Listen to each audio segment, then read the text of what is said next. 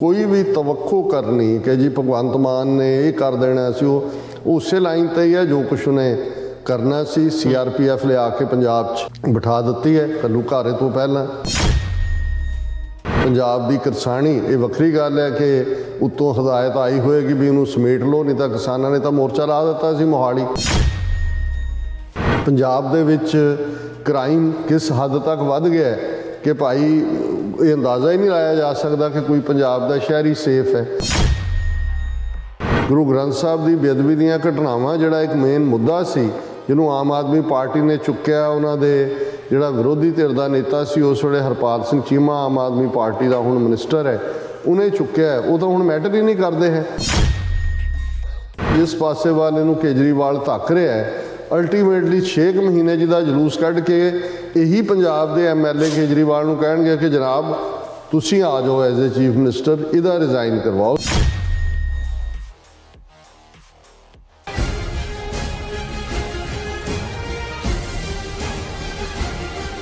Break तो बाद तुहाडा सारिਆਂ ਦਾ स्वागत है। गलबात नूं अगे ਤੋਰਦੇ ਹਾਂ। डॉक्टर साहब हुण गल करिए पंजाब दी सियासत दी।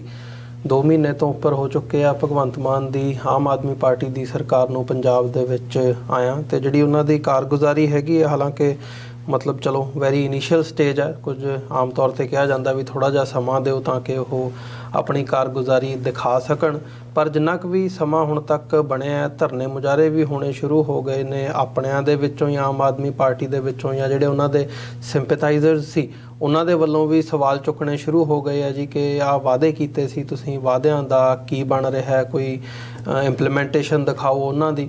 ਮਤਲਬ ਜਿਹੜੀ ਪੰਜਾਬ ਦੀਆਂ ਐਸਪੀਰੇਸ਼ਨਸ ਨੇ, ਪੰਜਾਬ ਦੀਆਂ ਇੱਛਾਵਾਂ ਨੇ, ਉਹ ਆਪਣੀ ਇੱਕ ਵੱਖਰੇ ਕਿਸਮ ਦੀਆਂ ਨੇ। ਉਹ ਕਿਤੇ ਨਾ ਕਿਤੇ ਜਿਹੜੀ ਇੰਡੀਆ ਦੀ ਨੈਸ਼ਨਲ ਪੋਲੀਟਿਕਸ ਹੈ ਉਹਦੇ ਨਾਲ ਅਲਾਈਨ ਨਹੀਂ ਕਰਦੀਆਂ। ਇਹ ਆਮ ਤੌਰ 'ਤੇ ਗੱਲ ਕਹੀ ਜਾ ਸਕਦੀ ਹੈ ਅਤੇ ਇਹਦਾ ਜਿਹੜਾ ਇੱਕ ਤੁਸੀਂ ਐਗਜ਼ਾਮਪਲ ਕਹਿ ਸਕਦੇ ਹੋ ਪੰਜਾਬ ਦਾ ਜਿਹੜਾ ਕਿਸਾਨੀ ਸੰਘਰਸ਼ ਹੈ ਉਹ ਸਾਡੇ ਸਾਹਮਣੇ ਇਸ ਗੱਲ ਨੂੰ ਸਿੱਧ ਕਰਦਾ ਹੈ।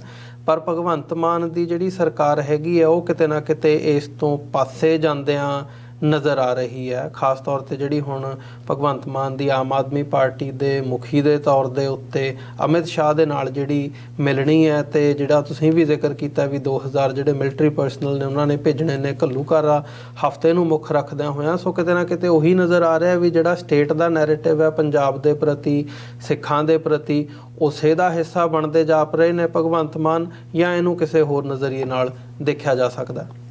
देखो वैसे तो ये गुरु नानक साहब का फरमान है कि जो पावे भांडे विच वस्त सा निकले, क्या कोई करे विचारा।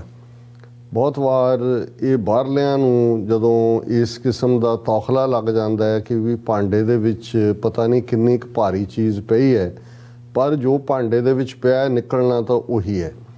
हर सियाणा पंजाबी जिहड़ा सूझवान सिख ये समझदा सी भगवंत मान ही नहीं, भगवंत मान तो एक प्यादा है कि केजरीवाल की पॉलिटिक्स की है, जिन्होंने क्लोजली अन्ना हज़ारे पीरीयड तो इसनूं ऑबजर्व किया। कला यही नहीं कि कोई सिख जां पंजाबी, जे शशि भूषण, शांति भूषण, कुमार विश्वास वर्गे लोग जिहड़े भावें अपने लैवल के उत्ते उन्होंने की आइडियोलॉजी है की ने उसकी गल ना भी करिए, पर उन्होंने बहुत नेड़ियों हो के देख लिया भी ये बंदा तो एक फाशिस्ट बंदा है और इसका एजेंडा सिर्फ तो सिर्फ सत्ता हासिल करना है। और ये लिए आइडियोलॉजी या कलैक्टिव लीडरशिप या डेमोक्रेसी या लोकतंत्र या कोई चीज़ जी है वो मैटर नहीं करती, और वो साथ छड़ते चले गए। लेकिन उसने ये देख लिया क्योंकि वो एक बड़ा शरूड व्यापारी क्लास चों होने करके उन्हें मोदी दे राइज नूं भी देखा 2002 तो जी। उसने क्लोजली अन्ना हज़ारे जिहड़ा एक बिल्कुल 3rd क्लास बेचारा ड्राइवर फौज का 65-71 की लड़ाई वेले उन्होंने किवें नैरेटिव दे नाल गांधी बना दिता गया है, और किवें अन्ना हज़ारे की मूवमेंट मनमोहन सिंह की सरकार के खात्मे का एक वड्डा कारण बनी नैरेटिव। सो उन्हें इस गल नूं बहुत चंगी तरह समझा कि भी मोदी ने जिहदे चीफ मिनिस्टर हुंदियां गुजरात का बुरा हाल होया सी हर पक्षों, उन्होंने गुजरात मॉडल बनाता है कि जी गुजरात मॉडल देखो कितनी प्रोग्रेस। सो केजरीवाल ने exactly in the footsteps of Modi और in the footsteps of RSS Delhi बारे मिथ घड़ी कि दिल्ली मॉडल ਕਿ ਜੀ ਦੇਖੋ ਮੁਹੱਲਾ ਕਲੀਨਿਕ, ਹੁਣ ਭਗਵੰਤ ਮਾਨ ਨੇ ਐਲਾਨ ਕੀਤਾ ਹੈ ਜੀ ਫਲੈਗਸ਼ਿਪ ਸਾਡੇ ਮਾਡਲ ਦਾ ਮੁਹੱਲਾ ਕਲੀਨਿਕ ਇੰਨੇ 15 ਅਗਸਤ ਨੂੰ ਕਿ ਕਿੰਨੇ ਨੂੰ ਅਸੀਂ ਉਦਘਾਟਨ ਕਰਾਂਗੇ ਜੀ। ਨੈਰੇਟਿਵ ਸਿਰਜਿਆ ਕਿ ਦਿੱਲੀ 'ਚ ਤਾਂ ਕਿਸੇ ਨੂੰ ਇਲਾਜ ਲਈ ਪੈਸੇ ਨਹੀਂ ਦੇਣੇ ਪੈਂਦੇ, ਮੁਹੱਲਿਆਂ ਦੇ ਵਿੱਚ ਹੀ ਸਾਰਾ ਇਲਾਜ ਹੋ ਜਾਂਦਾ। ਔਰ ਦੂਸਰਾ ਐਜੂਕੇਸ਼ਨ ਕਿ ਜੀ ਉਹਨੇ ਦਿੱਲੀ ਦੇ ਸਕੂਲ ਇੰਨੇ ਵਧੀਆ ਬਣਾ ਦਿੱਤੇ ਕਿ ਉਹ ਲੋਕਾਂ ਨੇ, ਅਮੀਰ ਲੋਕਾਂ ਨੇ ਪ੍ਰਾਈਵੇਟ ਸਕੂਲਾਂ 'ਚੋਂ ਕੱਢ ਕੇ ਆਪਣੇ ਬੱਚੇ ਜਿਹੜੇ ਨੇ ਉੱਥੇ ਪਾ ਦਿੱਤੇ ਜੀ। ਹੁਣ ਤੁਸੀਂ ਪਹਿਲਾਂ ਤਾਂ ਬਜਟਿੰਗ ਦੇਖੋ ਜਾਂ ਉਹਦਾ ਮੈਗਨੀਚਿਊਡ ਦੇਖੋ ਕਿ ਦਿੱਲੀ ਔਰ ਪੰਜਾਬ ਦਾ ਕੀ ਮੁਕਾਬਲਾ ਹੈ। ਜੇ ਤੁਸੀਂ ਈਵਨ ਐਜੂਕੇਸ਼ਨ ਔਰ ਹੈਲਥ ਵਾਈਜ਼ ਵੀ ਦੇਖੋ, ਬਿਲਕੁਲ ਕੰਟਰਾਸਟ ਹੈ। ਲੇਕਿਨ ਇਹਦੇ ਬਾਵਜੂਦ ਇਸ ਮਾਡਲ ਨੂੰ ਲੋਕ, ਕਿਉਂਕਿ ਐਗਜ਼ਿਸਟਿੰਗ ਪਾਰਟੀਆਂ ਤੋਂ ਅੱਕੇ ਹੋਏ ਸੀ, ਕਰਪਸ਼ਨ ਤੋਂ, ਜਾਂ ਔਰ ਤੀਸਰੀ ਗੱਲ ਕਰਪਸ਼ਨ ਫਰੀ। ਹੁਣ ਤੁਸੀਂ ਅੰਦਾਜ਼ਾ ਲਾਓ ਕਿ ਜਿਹੜਾ ਬੰਦਾ ਰਾਜ ਸਭਾ ਦੀਆਂ ਸੀਟਾਂ, ਇਹ ਪੰਜਾਬ ਦੀਆਂ ਸੀਟਾਂ ਦੀ ਗੱਲ ਜੇ ਅਸੀਂ ਛੱਡ ਵੀ ਦਈਏ, ਉਸ ਤੋਂ ਪਹਿਲਾਂ ਜਿਹੜੇ 2 ਵੱਡੇ ਭਰਾਵਾਂ ਨੂੰ ਰਾਜ ਸਭਾ 'ਚ ਭੇਜਿਆ 10-10 ਕਰੋੜ ਦੀ ਸੀਟ ਵਿੱਚ ਹੀ ਜੀ, ਜਿਹੜਾ ਬੰਦਾ ਸੌਦੇਬਾਜ਼ੀ ਕਰਕੇ ਪੈਸੇ ਲੈ ਕੇ ਨੁਮਾਇੰਦਗੀ ਕਰਦਾ, ਔਰ ਉਹੀ ਪੰਜਾਬ ਦੇ ਹਵਾਲੇ ਨਾਲ ਵੀ 4 ਇਸ ਕਿਸਮ ਦੇ, ਉਹ ਕਿਹੜੇ ਪਾਸਿਓਂ ਇਮਾਨਦਾਰ ਹੈ? ਉਹ ਤਾਂ ਕਰਪਟ ਟੂ ਦਾ ਕੋਰ ਹੈ। ਕਰਪਸ਼ਨ ਫਾਈਨੈਂਸ਼ੀਅਲ ਵੀ ਹੈ, ਮੈਂਟਲ ਵੀ ਹੈ। ਮੈਂਟਲੀ ਉਹਨੇ ਜਿਵੇਂ ਆਪਣੇ ਜਿਨ੍ਹਾਂ ਨੇ ਖੜਾ ਕੀਤਾ ਪਾਰਟੀ ਨੂੰ, ਉਹਨੂੰ ਕਿਵੇਂ ਪਾਸੇ ਕੀਤਾ। ਪੰਜਾਬ ਦੇ ਹਵਾਲੇ ਨਾਲ ਤੁਸੀਂ ਦੇਖੋ ਵੀ ਉਹਨੇ ਕਿਵੇਂ, ਉਹ ਸੁੱਚਾ ਸਿੰਘ ਛੋਟੇਪੁਰ ਹੋਏ, HS ਫੂਲਕਾ ਹੋਏ, ਸੁਖਪਾਲ ਖਹਿਰਾ ਹੋਏ, ਡਾਕਟਰ ਧਰਮਵੀਰ ਗਾਂਧੀ ਹੋਏ, ਕਿਵੇਂ ਉਹਨਾਂ ਨੂੰ ਪਾਸੇ ਕੀਤਾ ਸੀ। ਉਹਨਾਂ ਦੀ ਆਪਣੀ ਪੋਲਿਟਿਕਸ ਬਾਰੇ ਕੋਈ ਕਮੈਂਟ ਨਹੀਂ ਕਰ ਰਹੇ, ਮੈਂ ਤਾਂ ਗੱਲ ਕਰ ਰਿਹਾ ਵੀ ਇਹਦਾ ਜਿਹੜਾ ਸਰਗਣਾ ਹੈ ਭਗਵੰਤ ਮਾਨ ਦਾ, ਜਿੱਥੇ ਹਰ ਚੌਥੇ ਦਿਨ ਦਿੱਲੀ ਦੌੜਿਆ ਹੁੰਦਾ ਲੈਂਡ ਦੇ ਲਈ ਅਗਵਾਈ ਕਿ ਮੈਂ ਅੱਗੋਂ ਕੀ ਕਰਾਂ, ਇਹ ਉਸ ਦੀ ਸ਼ਖਸੀਅਤ ਹੈ ਜੀ।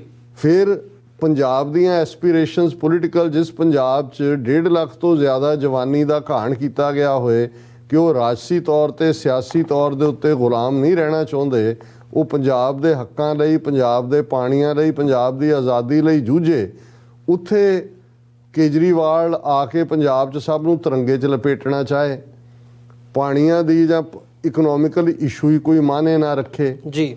ਔਰ ਅੱਜ ਜੇ ਤੁਸੀਂ ਹਾਲ ਦੇਖੋ ਮਜ਼ਹਬੀ ਮਾਮਲੇ 'ਚ ਵੀ ਕੁੰਵਰ ਵਿਜੇ ਪ੍ਰਤਾਪ, ਇਹਨਾਂ ਦਾ ਹੀ MLA ਆ ਅੰਮ੍ਰਿਤਸਰ ਤੋਂ, ਉਹ ਚਿੱਠੀ ਲਿਖ ਰਿਹਾ ਭਗਵੰਤ ਮਾਨ ਨੂੰ ਕਿ ਜੀ ਇਹ ਗੁਰੂ ਗ੍ਰੰਥ ਸਾਹਿਬ ਦੀ ਬੇਅਦਬੀ ਦੀਆਂ ਘਟਨਾਵਾਂ ਡਿਸਟ੍ਰਿਕਟ ਅਦਾਲਤਾਂ ਦੇ ਵਿੱਚ ਉਹਨਾਂ ਦੀ ਕੋਈ ਪੈਰਵਾਈ ਨਹੀਂ ਕਰ ਰਿਹਾ ਸਰਕਾਰੀ ਤੌਰ ਤੇ, ਔਰ ਇਹ ਜਿਹੜੇ ਨੇ ਇਹ ਬਿਲਕੁਲ ਜਿਹੜੇ ਨੇ ਆਪਣੇ ਆਪ ਨੂੰ ਆਫ ਦਾ ਹੁੱਕ ਕਰ ਰਹੇ ਨੇ, ਜਿਹੜੇ ਓਫੈਂਡਰ ਨੇ ਕਰਨ ਵਾਲੇ। ਹੁਣ ਸਿਟਿੰਗ MLA ਇੱਕ ਲਿਖ ਰਿਹਾ ਇਸ ਕਿਸਮ ਦਾ, ਕਿਉਂਕਿ ਉਹ DGP ਪੁਲਿਸ ਹੁੰਦਿਆਂ ਉਹਨੇ ਦੇਖਿਆ ਵੀ ਕਿਵੇਂ ਪਿਛਲੀ ਸਰਕਾਰ ਨੇ ਹੈਂਡਲ ਕੀਤਾ ਸਾਰਿਆਂ ਨੂੰ ਜੀ। ਸੋ ਇਸ ਸਭ ਦੇ ਚਲਦੇ ਆ ਮੈਂ ਸਮਝਦਾ ਹਾਂ ਵੀ ਕੋਈ ਵੀ ਤਵੱਕੋ ਕਰਨੀ ਕਿ ਜੀ ਭਗਵੰਤ ਮਾਨ ਨੇ ਇਹ ਕਰ ਦੇਣਾ ਸੀ, ਉਹ ਉਸੇ ਲਾਈਨ ਤੇ ਹੀ ਹੈ ਜੋ ਕੁਛ ਉਹਨੇ ਕਰਨਾ ਸੀ। CRPF ਲਿਆ ਕੇ ਪੰਜਾਬ 'ਚ ਬਿਠਾ ਦਿੱਤੀ ਹੈ ਘੱਲੂਘਾਰੇ ਤੋਂ ਪਹਿਲਾਂ। ਪੰਜਾਬ ਦੀ ਕਿਸਾਨੀ, ਇਹ ਵੱਖਰੀ ਗੱਲ ਹੈ ਕਿ ਉੱਤੋਂ ਹਦਾਇਤ ਆਈ ਹੋਏਗੀ ਵੀ ਇਹਨੂੰ ਸਮੇਟ ਲਓ, ਨਹੀਂ ਤਾਂ ਕਿਸਾਨਾਂ ਨੇ ਤਾਂ ਮੋਰਚਾ ਲਾ ਦਿੱਤਾ ਸੀ ਮੋਹਾਲੀ ਜੀ, ਔਰ ਉੱਥੇ ਹੀ ਉਹ ਕਹਿਣ ਲੱਗ ਗਿਆ ਸੀ। ਉਹਦੀ ਜਿਹੜੀ ਤੁਸੀਂ ਸਟੇਟਮੈਂਟ ਦੇਖੋ ਕਿ ਜੀ ਕੋਈ ਮੁਰਦਾਬਾਦ ਲਾਉਣ ਨਾਲ ਇੱਕੋ ਹੀ ਸਿੱਖਿਆ ਹੋਇਆ ਨਾਅਰੇ ਜਿਹੜੀ ਮਰਜ਼ੀ ਟਰਾਲੀ 'ਚ ਬਿਠਾ ਲੈਂਦੇ ਨੇ, ਉਹਨੂੰ ਸਭ ਭੁੱਲ ਗਿਆ ਕਿ ਕਿਸਾਨ ਅੰਦੋਲਨ ਔਰ ਦੂਜਾ ਕੀ ਸੀ। ਪੰਜਾਬ ਦੇ ਵਿੱਚ ਕ੍ਰਾਈਮ ਕਿਸ ਹੱਦ ਤੱਕ ਵੱਧ ਗਿਆ ਕਿ ਭਾਈ ਇਹ ਅੰਦਾਜ਼ਾ ਹੀ ਨਹੀਂ ਲਾਇਆ ਜਾ ਸਕਦਾ ਕਿ ਕੋਈ ਪੰਜਾਬ ਦਾ ਸ਼ਹਿਰੀ ਸੇਫ ਹੈ। ਤੇ ਇਸ ਸਭ ਚੋਂ ਜਿਹੜੀ ਲਾਅ ਐਂਡ ਆਰਡਰ ਜਾਂ ਦੂਸਰਿਆਂ ਦੇ ਹਵਾਲੇ ਨਾਲ ਇਹ ਹਾਲ ਹੈ, ਗੁਰੂ ਗ੍ਰੰਥ ਸਾਹਿਬ ਦੀ ਬੇਅਦਬੀ ਦੀਆਂ ਘਟਨਾਵਾਂ ਜਿਹੜਾ ਇੱਕ ਮੇਨ ਮੁੱਦਾ ਸੀ ਜਿਹਨੂੰ ਆਮ ਆਦਮੀ ਪਾਰਟੀ ਨੇ ਚੁੱਕਿਆ, ਉਹਨਾਂ ਦੇ ਜਿਹੜਾ ਵਿਰੋਧੀ ਧਿਰ ਦਾ ਨੇਤਾ ਸੀ ਉਸ ਵੇਲੇ ਹਰਪਾਲ ਸਿੰਘ ਚੀਮਾ, ਆਮ ਆਦਮੀ ਪਾਰਟੀ ਦਾ ਹੁਣ ਮਿਨਿਸਟਰ ਹੈ, ਉਹਨੇ ਚੁੱਕਿਆ, ਉਹ ਤਾਂ ਹੁਣ ਮੈਟਰ ਹੀ ਨਹੀਂ ਕਰਦੇ ਹੈ। ਸੋ ਇਹ ਐਕਸਪੈਕਟ ਕਰਨਾ ਕਿ ਇਹ ਕੋਈ ਪੰਜਾਬ ਦਾ ਨੈਰੇਟਿਵ ਸਿਰਜੇਗਾ ਜਾਂ ਦੂਜਾ, ਇਹ ਤਾਂ ਈਵਨ, ਔਰ ਮੈਨੂੰ ਇਹ ਲੱਗਦਾ ਹੈ ਵੀ ਜਿਸ ਪਾਸੇ ਵਾਲੇ ਨੂੰ ਕੇਜਰੀਵਾਲ ਧੱਕ ਰਿਹਾ ਹੈ, ਅਲਟੀਮੇਟਲੀ 6 ਮਹੀਨੇ ਜਿਹਦਾ ਜਲੂਸ ਕੱਢ ਕੇ ਇਹੀ ਪੰਜਾਬ ਦੇ MLA ਕੇਜਰੀਵਾਲ ਨੂੰ ਕਹਿਣਗੇ ਕਿ ਜਨਾਬ ਤੁਸੀਂ ਆ ਜਾਓ ਐਜ਼ ਏ ਚੀਫ ਮਿਨਿਸਟਰ, ਇਹਦਾ ਰਿਜ਼ਾਈਨ ਕਰਵਾਓ। ਸੋ ਇਹ ਤਾਂ ਉਹਨੇ ਇੱਕ ਸਟਾਪ ਗੈਪ ਅਰੇਂਜਮੈਂਟ ਰੱਖਿਆ। RSS ਦੀ B ਟੀਮ, ਇਹਦੇ ਚੋਂ ਨਾ ਕੋਈ ਪੰਜਾਬ ਦਾ ਨੈਰੇਟਿਵ ਨਿਕਲਣਾ, ਸਿੱਖੀ ਦੇ ਤਾਂ ਤੁਸੀਂ ਗੱਲ ਹੀ ਭੁੱਲ ਜਾਓ ਕਿ ਵੀ ਇਸ ਚੋਂ ਕੋਈ ਵੀ ਪੰਜਾਬ ਦਾ ਭਲਾ ਨਿਕਲ ਸਕਦਾ ਹੈ। ਜੀ ਡਾਕਟਰ ਸਾਹਿਬ, ਵਿਊਅਰਸ ਇੱਕ ਛੋਟੇ ਜਿਹੇ ਬ੍ਰੇਕ ਦੇ ਲਈ ਰੁਕਦੇ ਹਾਂ, ਬ੍ਰੇਕ ਤੋਂ ਬਾਅਦ ਦੁਬਾਰਾ ਗੱਲਬਾਤ ਨੂੰ ਅੱਗੇ ਤੋਰਦੇ ਹਾਂ।